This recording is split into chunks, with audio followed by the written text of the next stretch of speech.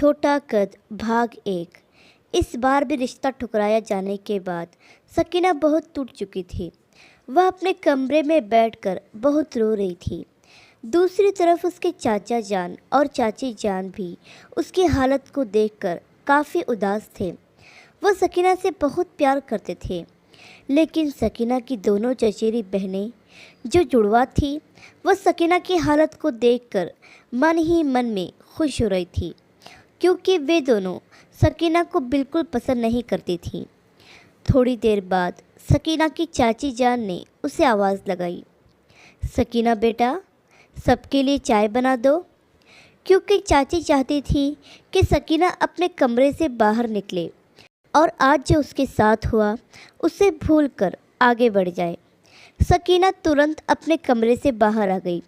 किसी तरह से अपने आंसुओं को रोककर मुंह धोकर रसोई घर में चली गई और रोज़ की तरह सबके लिए चाय बनाने लगी।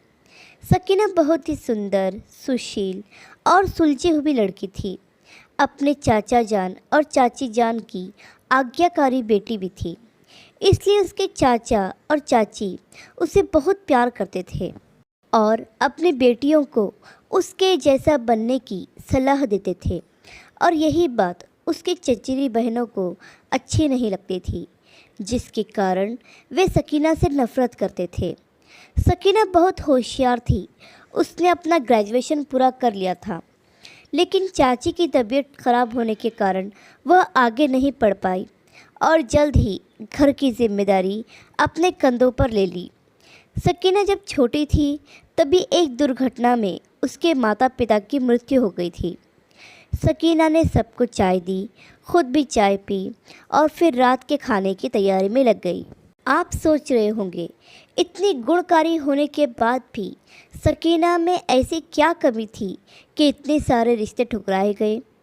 कमी बहुत छोटी सी थी, लेकिन दुनिया वालों की नज़र में बहुत बड़ी।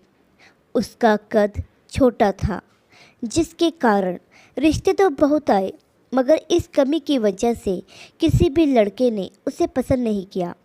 क्या करे, ये दुनिया ऐसी ही है। यह चरित्र का नहीं, सुंदरता का ज़्यादा मोल है। रात का खाना खाने के बाद उसने बर्तन धोए, रसोई घर को साफ किया और अपने कमरे में सोने जा रही थी कि तभी उसने बहनों की आवाज़ सुनी। वह एक दूसरे से बातें कर रहे थे। उसकी एक बहन सबा ने कहा, मुझे लगता है अब इस नाटी की शादी नहीं होगी और कहीं इसके चक्कर में हम कुंवारे न मर जाए। यह बात सुनकर दूसरी बहन समा ने कहा, बात तो तुम्हारी बिल्कुल सही है, इसलिए मेरे मन में एक विचार आया है।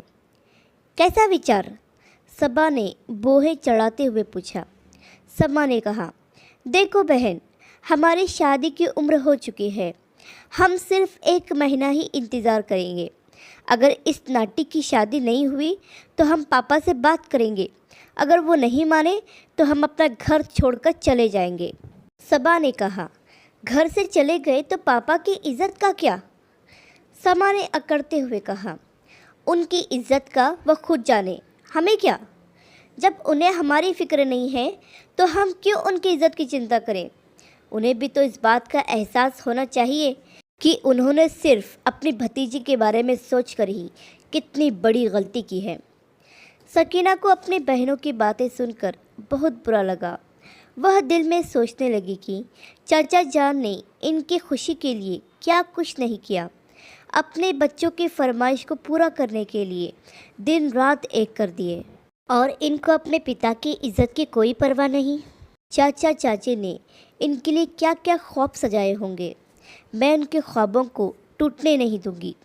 यह दोनों भले ही मुझसे नफ़रत करती हो, मुझे कितना भी बुरा भला कहे, लेकिन मैं इनको इस तरह चाचा जान की इज़्ज़त उछालने नहीं दूंगी। अपने चाचा जान की इज़्ज़त बचाने के लिए सकीना क्या करेगी, यह देखेंगे अगले भाग में। आशा करती हूँ ये कहानी आपको पसंद आई होगी। इस कहानी पर आपकी क्या राय है हमें कमेंट करके ज़रूर बताइए। कहानी पसंद आई हो तो लाइक और शेयर करना बिल्कुल भी ना भूलिए। चैनल पर नए हो तो चैनल को सब्सक्राइब ज़रूर कीजिए। कहानी सुनने के लिए आपका बहुत बहुत धन्यवाद।